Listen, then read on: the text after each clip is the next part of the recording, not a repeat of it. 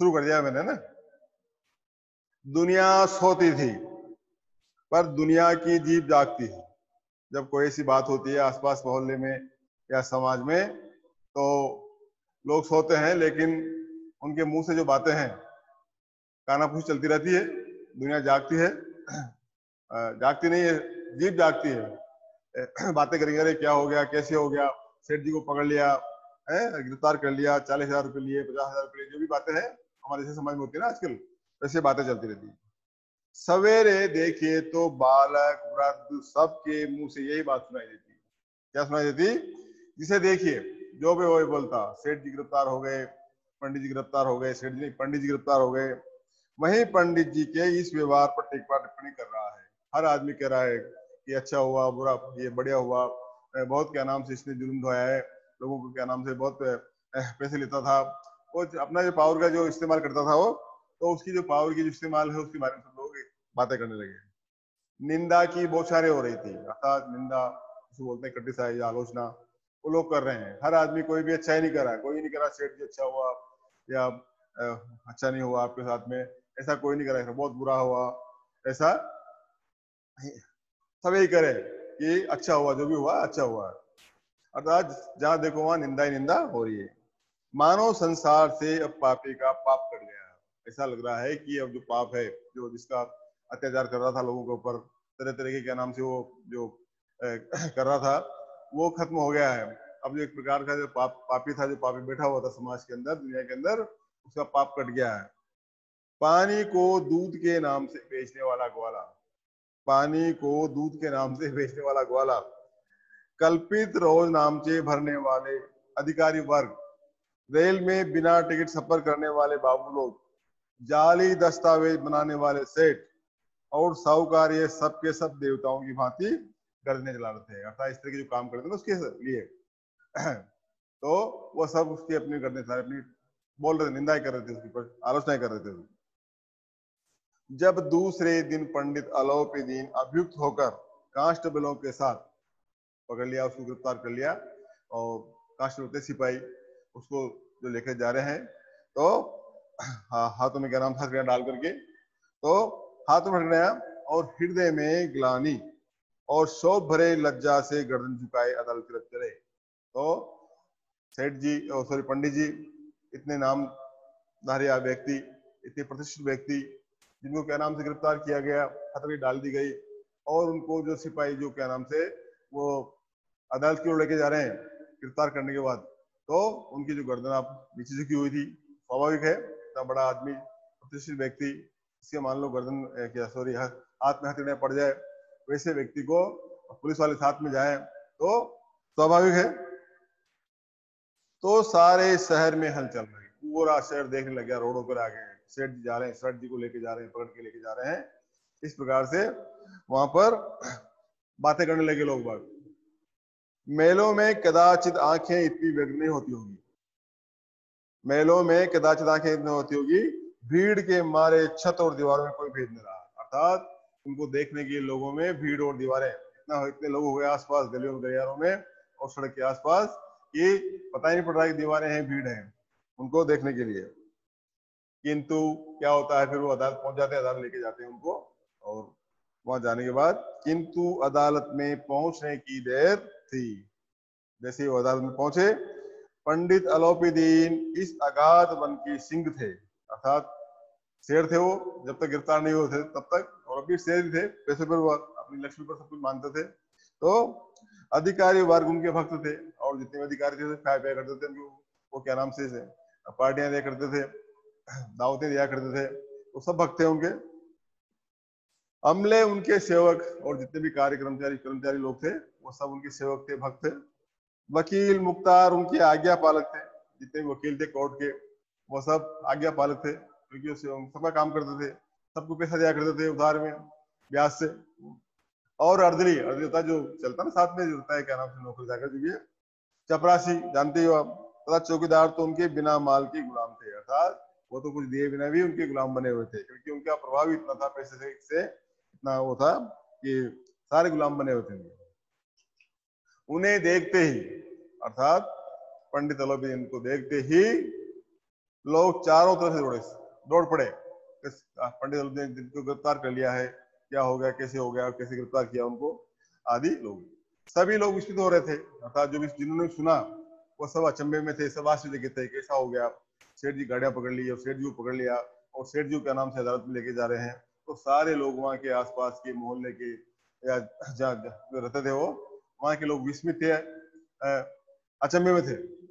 इसलिए नहीं कि अलाउद्दीन ने क्यों ये कर्म किया, इसलिए नहीं कि उन काम किया जो अच्छा किया, बुरा किया, गलत किया, सही किया, और काम तो गलत किया, उसके बारे में किसी की चर्चा नहीं थी, लेकिन चर्चा ये थी बल्कि इसलिए कि वो कानून के पंजे में कैसे आए, कि उनको गिरफ्तार कैसे किया गया, क्या नाम से उसकी हिम्मत कैसे हुई, कैसे उनको अपना क्या नाम से पकड़ में आए, वो इस पर आज चर्चा हो रही थी। ऐसा मनुष्य जिसके पास असाध्य साधन करने वाला धन और अनन्य वाचालता हो, जिसके पास पैसा हो, कौड़ी हो, लक्ष्मी का भंडार हो और वाचालता, वाणी में अच्छी बोल हो, मिठास हो, ऊपर बोलने मीठे थे वो, अंदर तो काम करके देख रहे हो आप कैसे करते थे, वह क्यों कानून के पंजे में आए, वो ऐसा व्यक्ति कैसे कानून के पंजे में आ गया, कैसे गिरफ्तार हो गया, इस पर आज चर्चा हो रही थी। चर्चा इस पर नहीं होती गिरफ्तार कैसे हुए, क्यों हुए गिरफ्तार, की इतना धनी व्यक्ति, इतना पैसे वाला व्यक्ति, इतना मालदार व्यक्ति और इतना क्या नाम से वाणी में जो जिसकी मिठास है, ऐसा व्यक्ति कैसे गिरफ्तार हो गया। प्रत्येक मनुष्य उससे सहानुभूति प्रकट करता था, अतः हर व्यक्ति उनके बारे में वो सिंपैथी जता रहा था।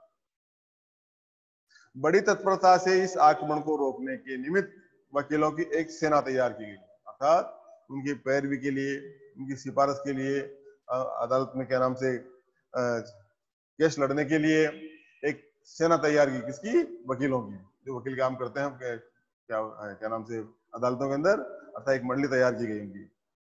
न्याय के मैदान में धर्म और धन में युद्ध बन गया।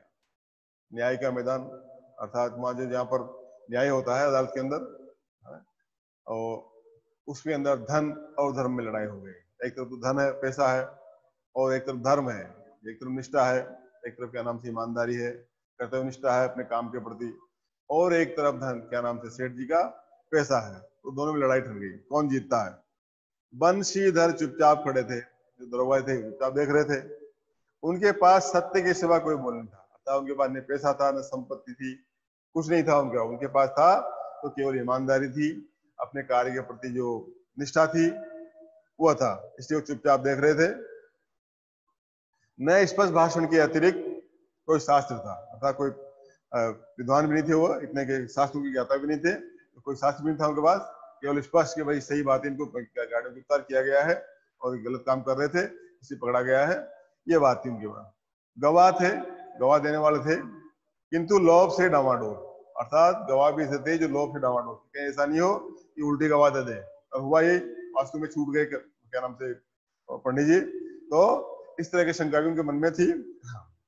यहाँ तक कि मुंशी जी को न्याय भी अपनी ओर से कुछ खींचा हुआ दिख पड़ रहा था, कि ऐसा नहीं हो कि गाड़ी पटरी बदल जाए, क्या नाम से न्याय उनके विरुद्ध चला जाए, ये भाई थोड़ा सा उनको शंका संकोच हो रहा था।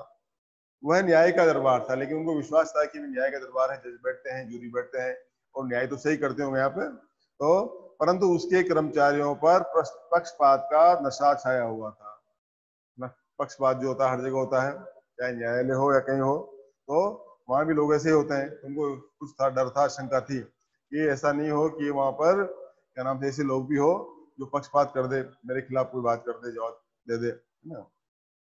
किंतु पक्षपात और न्याय का क्या है, अर्थात जहाँ न्याय होता है वहाँ न्याय होता है, पक्षपात क्या करेगा वहाँ, जो सही बात है वो सही बात है, गलत काम किया किसी ने तो पकड़ा गया तो उसको सजा होना जरूरी है?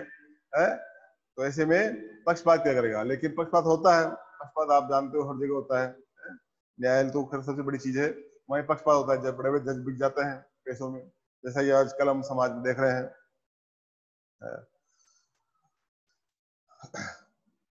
जहां पक्षपात हो वहां न्याय की कल्पना भी नहीं की जा सकती, अर्थात जहां पर पक्षपात हो वहां न्याय कैसे होगा, अर्थात बिना पक्षपात के न्याय संभव नहीं है। इसलिए न्याय के मैदान में पक्षपात होना जरूरी नहीं है, और जहां पर पक्षपात हो तो वहां सही शुद्ध न्याय कैसे हो सकता है।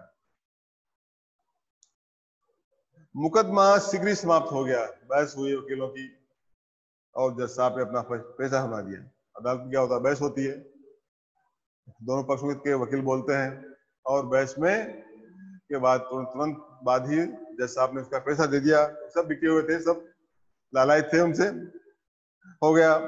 डिप्टी मजिस्ट्रेट ने अपनी तौजीज में लिखा, अपने न्यायालय में लिखा, न्याय प्रक्रिया जो थी तौजीज में लिखा, पंडित आलोपीदीन के विरुद्ध दिए गए प्रमाण निर्मूल और बरामद है।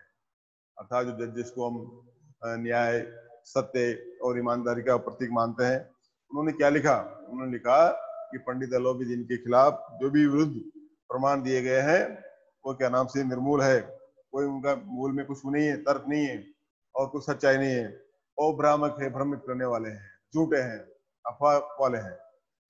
वह एक बड़े भारी आदमी है, अर्थात वो एक मोहल्ले के, इलाके के, समाज के, समुदाय के ईमानदार व्यक्ति है, पैसे वाले व्यक्ति है। ये बात कल्पना के बाहर है, ऐसा कल्पना में भी नहीं सोच सकते, कल्पना के भी बाहर ऐसी बात है। तो ऐसा नहीं हो सकता कि उन्होंने थोड़े लाभ के लिए ऐसा दुष्टाच किया, कि थोड़े से पैसे के लिए, थोड़े से लाभ के लिए इस प्रकार से गाड़ियों की क्या नाम से वो निकलाए, उन्होंने ऐसा कर सकते हैं, ऐसा उन्होंने नहीं किया। जो एकदम बिल्कुल निर्मूल है, झूठे हैं और आरोपहीन है। यद्यपि नमक के दरोगा, अब मुंशी वसीदर का अधिक दोष नहीं है क्योंकि उनका भी काम है गिरफ्तार करने का, लेकिन यह बड़े खेद की बात है कि उसकी उदंडता और विचार क्षमता के कारण एक भले मानुष को कष्ट झेलना पड़ा।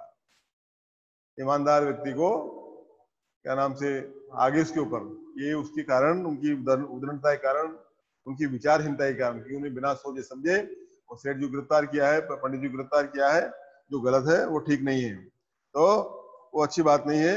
इस प्रकार से एक भले मानुष से, अच्छे व्यक्ति है, उनको कष्ट झेलना पड़ा, उनको अदालत में आना पड़ा, उनको बेइज्जती का सामना करना पड़ा, पुलिस वाले उनको लेके आए। तो ये हम प्रसन्न हैं कि वह अपने काम से सजग और सचेत रहता है। अर्थात हम ये भी जानते हैं कि दरोगा जी अच्छे आदमी है, दरोगा जी अपने काम के प्रति सजग है, सचेत रहते हैं, सजग रहते हैं हमेशा, और पूरा निष्ठा है काम करते हैं, अपने काम के प्रति पूरी निष्ठा है उनके मन में। किंतु नमक से मुकदमे की बढ़ी हुई नमक हलाली ने उनके विरुद्ध उनके विवेक और बुद्धि को भ्रष्ट कर दिया। अर्थात उनके ऊपर आरोप लगा दिया, नमक हलाली, अरे नमक जो करना, एक तो नमक हरामी होती है, एक नमक हलाली होती है, उसके नमक हलाली ने उनकी बुद्धि को घेर लिया, नष्ट कर दिया। भविष्य में उसे होशियार रहना चाहिए, और ये आगे के लिए उनको होशियार रहना चाहिए। आगे इस प्रकार के जो अच्छे लोग हैं, इस प्रकार के जो लोग हैं पैसे वाले, इस प्रकार की जो सम्मानित व्यक्ति है, इस प्रकार के जो समाज में जो लोग जीवन जीते हैं, उनके प्रति उनको ख्याल रखना है और होशियार रहना है। इस प्रकार की बात उन्होंने लिख दी। वकीलों ने ये फैसला सुना, उछल पड़े सारे वकील, प्रसन्न, सारे खुश कि उनकी जीत हो गई। जो वकील उनके पक्ष में खड़े हुए थे लड़ाई लड़ने के लिए, मुकदमा लड़ने के लिए, वो सारे खुश, अर्थात उछल पड़े। पंडित आलोपीदीन मुस्कुराते हुए बाहर निकले, और पंडित आलोपीदीन जो जैसा उनका चरित्र था, कि वैसे तो शर्म के मारे मर जाना चाहिए था, उनको दिखाना चाहिए था, लेकिन वो बड़े मुस्कुराते हुए, मुस्कुराहट के साथ बाहर आए कि देखो मैं ईमानदार आदमी निकला और मुझे अदालत ने भी बरी कर दिया, मुझे अदालत ने भी छोड़ दिया है। स्वजन बांधव जन ने रुपयों की लूट की, जो उनके स्वजन थे, परिवार के जन थे, बंधु भाई थे, भाई बंधु थे, परिवार के जो वाले लोग थे, उन्होंने रुपयों की लूट, खूब उछाले लूट। उदारता का सागर उमड़ पड़ा और उदारता दिखाने लगे कि कोई बात नहीं, खर्चा करो, पार्टी दो, लोगों को खिलाओ पिलाओ, पैसे बांटो। उनकी लहरों ने अदालत की नींव तक गिरा दी। अर्थात उनकी इस प्रकार की जो बातें थी, इस प्रकार की जो मन के अंदर जो प्रसन्नता थी, उसने जो अदालत की नींवें हैं वो हिला दी। जब वंशीधर बाहर निकले, वंशीधर कौन, दरोगा जी, तो चारों ओर से उनके ऊपर व्यंग्य बाणों की वर्षा होने लगी। कहने लगी कैसा आदमी था, एक अच्छे आदमी को, एक इज्जतदार व्यक्ति को बिना बात गिरफ्तार कर लाया। इस प्रकार से व्यंग्य कटाक्ष लोग करने लगे वंशीधर के ऊपर। चपरासियों ने झुक झुक कर सलाम किए, जो भी चपरासी थे वहां के अदालत के, उन्होंने क्या नाम से पंडित आलोपीदीन को झुक करके सलाम किया, नमस्कार किया। किंतु इस समय एक एक कटु वाक्य, जो भी लोगों ने बोला, जो भी कड़वे वचन उन्होंने बोले, एक एक संकेत उनकी गर्वाग्नि को प्रज्वलित उनकी जो गर्वाग्नि थी, गर्व था उनके अंदर, उसको जला रहा था। कदाचित इस मुकदमे में सफल होकर वह इस तरह अकड़ते हुए न चलते। आज उन्हें संसार का एक खेदजनक विचित्र अनुभव हुआ। न्याय और विद्वता, लंबी चौड़ी उपाधियां, बड़ी बड़ी दाढ़ियां, ढीले चोगे, एक भी सच्चे और आदर के पात्र नहीं। उन्होंने देखा कि पैसे के सामने, मेरे पैसे के सामने जो है, मेरी पावर के सामने, ये सब बेकार है। बड़े बड़े विद्वान विद्वता जो पढ़ पढ़ के आते हैं, बड़े बड़े दाढ़ी वाले जज बैठते हैं, बड़े बड़े लोग बैठते हैं, ये सब बेकार है। ये ढीले चोगे पहन के आते हैं ना, वकील जो लड़ाई लड़ते हैं, वो है। और जिनके पास लड़ने में डिग्रियां हैं वकालत की, और जजों के पास जो डिग्रियां लेके बैठते हैं, परीक्षा पास करके जो जज बनते हैं, ये सब बेकार है, सब बिक गए, सब बिकाऊ है। उनके मन में एक बात ओ जरूर बैठ गई, वंशीधर ने धन से बेरमूल लिया। वंशीधर तो ईमानदार आदमी था, धर्म का साथ दे रहा था और अपने कर्तव्य के प्रति जागरूक था। उसने धन से बेर मोल ले लिया, अर्थात सेठ जी पैसे वाले थे, उनसे बेर ले लिया। उसका मूल्य चुकाना अनिवार्य था। अब मौका है कि उसका मूल्य कैसे चुकाए। उनका मूल्य चुकाना जरूरी था। कठिनता से एक सप्ताह बीत गया। एक सप्ताह की बात हो गई और एक सप्ताह खत्म हो गया, इस बात को गए खत्म हो गए कि मुअत्तली का परवाना आ पहुंचा। मुअत्तली मतलब बर्खास्त कर दिया, उनको अपनी नौकरी से बर्खास्त होना पड़ा। कार्य प्रायणता का दंड मिला। जो कार्य उन्होंने अच्छे ईमानदारी से किया, उसको दंड मिला, उसको इनाम मिलना चाहिए था, प्रमोशन मिलना चाहिए था, लेकिन उल्टा हो गया। पैसे के सामने वो क्या नाम से उनको बर्खास्त सरकार ने कर दिया। बेचारे भग्न हृदय, टूटे हुए हृदय से, बड़े निराश से, शौक और खेद से व्यथित घर को चले। जब नौकरी का मुअत्तल हो गया, मुअत्तली हो गई, क्या नाम से वो बर्खास्त हो गए, तो अपने घर की ओर गए। घर की खुशी से जाएंगे नहीं क्योंकि वो प्रमोशन मिला हो। नौकरी से बर्खास्त हुआ तो निराश हृदय से घर की ओर चले। बूढ़े मुंशी जी तो पहले ही बुढ़ा रहे थे, पिताजी थे, और तो पहले ही वो कहा था उन्होंने कि नौकरी हो तो ऐसे ढूंढना जहां पर क्या नाम से कुछ अच्छा पैसा मिले, जो रिश्वत मिले अच्छी, ऐसी नौकरी ढूंढना, तो पहले कहा था उन्होंने। और वो तो बुढ़ा गए, ज्यादा सुना उन्होंने कि इस प्रकार से बेटे को क्या नाम से बर्खास्त कर दिया। कि चलते चलते इस लड़के को समझाया था। जब वो नौकरी के लिए गए थे तो पिताजी ने उनसे कहा था कि बेटा नौकरी ऐसी देखना, नौकरी अच्छी करना जहां पर पैसे बोचार हो। लेकिन इसने एक न सुनी, बेटे ने एक भी बात उनकी ध्यान से नहीं सुनी, ध्यान से नहीं मानी, सब मनमानी करता रहा। जो अपने मन में आया वही करा। इसने बुजुर्गों की बात को नहीं माना और जिसका नतीजा, जिसका खामियाजा इसको आज भुगतना पड़ रहा है कि ये बर्खास्त होकर घर को आ रहा है। हम तो कलवार और कसाई के तगादे से हैं। कलवार होता है जो शराब पे बेचता है, कसाई जो होता है मीट बेचता है। बुढ़ापे में भगत बनकर बैठे और वहां बस वही सूखी तनख्वाह। हमने भी तो नौकरी की है और कोई ओहदेदार नहीं, लेकिन काम किया, दिल खोल कर किया, और आप ईमानदार बनने चले थे, इसका नतीजा आपने देख लिया क्या हुआ। हम तो, हमारे पास कुछ भी नहीं था, हम तो क्या नाम से ऐसे ही थे, तो लेकिन फिर भी अच्छा चलाया घर। घर में चाहे अंधेरा हो, मस्जिद में दिया जलाएंगे, और दिया जलाएंगे। खेद ऐसी समझ पर, ये आपकी जो ऐसी बुद्धि है उस पर हमको खेद है, दुख है बड़ा। ऐसा काम करके आया आप, घर में भले अंधेरा हो और मस्जिद में जाएंगे दीपक जला के आएंगे, उल्टा काम कर रहे हैं। पढ़ना लिखना सब अकारत गया। जो आपने आपको पढ़ाया लिखाया, पढ़ाई लिखाई करवाई, वो सब बेकार हो गई, किसी काम की नहीं है, काम नहीं आएगी। इसके थोड़े ही दिनों बाद जब वंशीधर इस दुरावस्था घर पहुंचे और बूढ़े पिताजी ने समाचार सुना तो सिर पीट लिया। बोले, जी चाहता है कि तुम्हारा और अपना सिर फोड़ दूं। ये मन में तो आ रहा है कि तुम्हारा भी सिर फोड़ दूं, मेरा भी सिर फोड़ दूं, मर जाऊं, कुछ कर लूं, लेकिन कर नहीं पाता। बहुत देर तक पछता कर हाथ मलते रहे। हाथ पश्चाताप उनको होता रहा। क्रोध में कुछ कठोर बातें भी कही, उल्टा सीधा सुनाया, गालियां सुनाई उनको। और यदि वंशीधर वहां से न टल जाते तो अवश्य ही ये क्रोध विकट रूप से धारण करता, और जो उनके पुत्र है वो वहां से हट नहीं जाते, तो हो सकता है यही हालत हो जाती कि वो सिर फोड़ देते, गालियां निकाल ले रहे थे उनको, है ना। वृद्धा माता को भी दुख हुआ, जिनकी माँ थी वो भी वृद्ध हो चुकी थी, तो बड़ा दुख हुआ कि नौकरी मिली और नौकरी मिलने के बाद बर्खास्त हो गया, तो ठीक नहीं रहा, अच्छी बात नहीं हुई। जगन्नाथ और रामेश्वर यात्रा की कामनाएं मिट्टी मिल गई। जो सोच रहे कि जगन्नाथ की यात्रा करेंगे, क्या नाम से, क्या तीर्थ स्थानों की यात्रा करवाएगा बेटा, पैसा आएगा अच्छा, तो लेकिन वो सारी खत्म हो गई, सारी टूट गई, वो नहीं जा पाएंगे अब। पत्नी ने तो कई दिनों तक सीधे मुंह से बात भी नहीं की, और जिनकी पत्नी थी वो तो ढंग से बात भी नहीं कर पाई सीधे सीधे उनसे।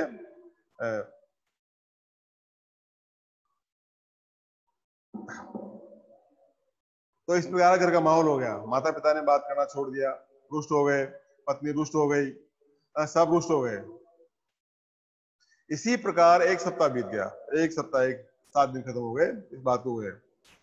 संध्या का समय था, शाम का समय था, एक दिन की बात है। बूढ़े मुंशी जी बैठे राम नाम की माला जप रहे थे, और उनके जो पिताजी किनारे बैठे बैठे कुर्सी लगा करके और माला फेर रहे थे, राम नाम कर रहे थे। इसी समय उनके द्वार पर सजा हुआ रथ आकर रुका। देखते हैं कि एक सजा हुआ जो गाड़ी है, रथ है, रथ चलते थे जिसमें घोड़ा गाड़ी जो भी चलते, और आज की तरह गाड़ियां थी नहीं, मोटर गाड़ियां तो, लेकिन वही अच्छे थे, क्या नाम से, रथ वगैरह जो बोलते थे, वो आकर रुका। हरे और गुलाबी पर्दे उस रथ के ऊपर, जो हरे और गुलाबी रंग के जो पर्दे लगे हुए थे। 25 बैलों की जोड़ी, अच्छे जो बैल है जोड़ी उनकी, उनकी गर्दनों में नीले धागे सजा रखा बैलों को भी, है ना। सींगे पीतल से जड़ी हुई, और जो उनकी सींगे है वो पीतल से जब रखी लगा रखी, सींगों के ऊपर पीतल लगा रखा। कई नौकर लाठियां कंधों पर रखे साथ थे, और कई नौकर जाकर सेठ जी के साथ बड़ी बड़ी लाठियां अपने कंधों पर रखे वहां आकर के रुके। मुंशी जी अगवानी को दौड़े, उनको देख करके सेठ जी आए हैं इसके अंदर, इसे उतरे, और मुंशी जी भी उनकी अगवानी, उनके स्वागत के लिए, उनके वेलकम के लिए उनकी ओर दौड़े। देखा तो पंडित अलोपीदीन है। क्या देखा कि उसकी गाड़ी के अंदर पंडित अलोपीदीन आए हैं। झुककर दंडवत की और लल्लो चप्पो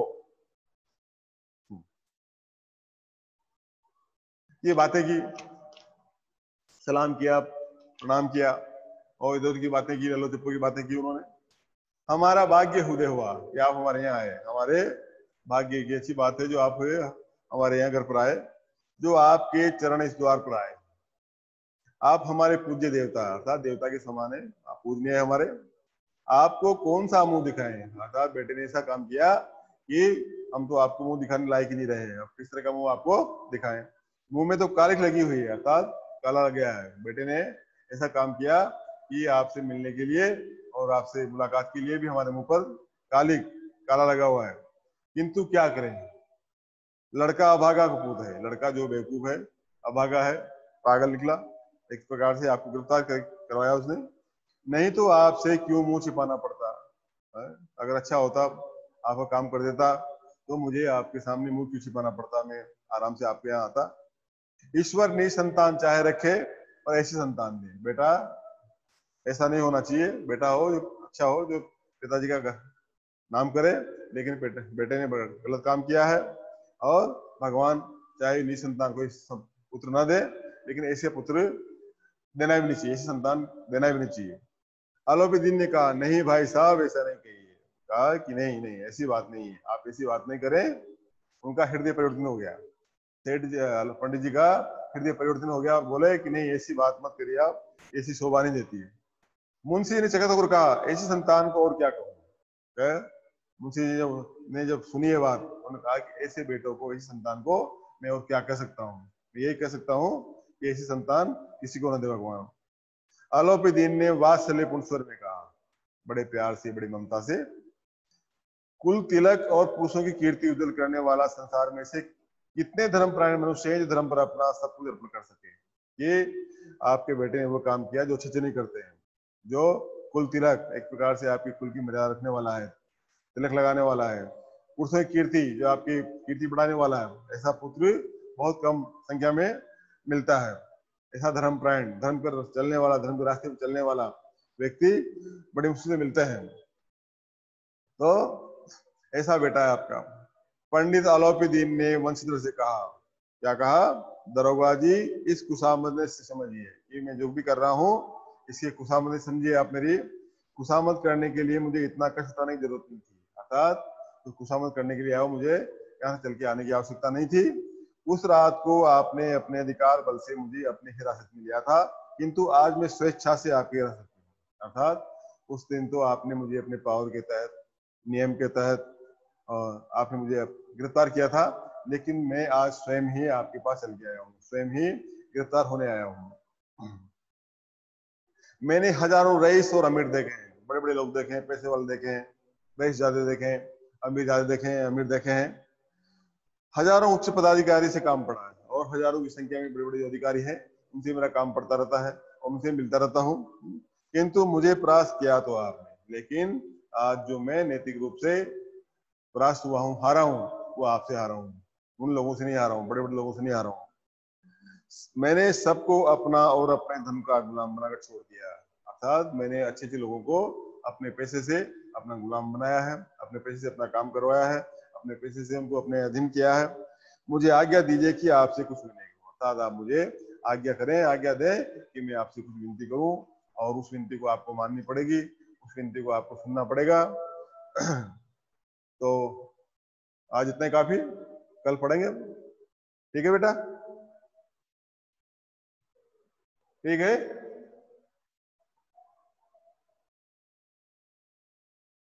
पूजा, यस सर। गगन, गगनदीप, यस सर। आ रही आवाज बेटा? यस सर, यस सर, समझ में आया पाठ में? Yes sir. और आएगा अभी तो इसमें, और अच्छा समझा देंगे, ठीक है। हाँ कर जी। दो बात, कल पढ़ेंगे हम, है ना? कल पूरा कर देंगे इस पाठ को, ठीक है।